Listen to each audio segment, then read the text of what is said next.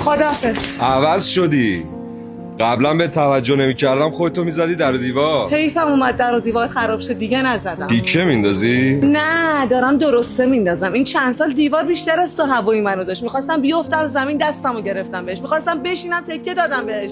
تو چی اصلا حواست بود که من وجود دارم؟ حواسم نبود چون درگیر بودم. میبینی که اوضاع کار منو. چطور حواست به پادرد مامانت بود؟ حواست بود که آبجید دانشگاهش تموم شده بری براش کادو بگیری، به خالت، به دایید، به داداشت، به عمت، به همه‌شون حواست بود. این حواست چجوریه که فقط به من نمیرسه؟ تو یه نفر از پس خودت برمیاد. چاره‌ای نداشتم وگرنه دلم می‌خواست تو از پس قلبم بر بیای.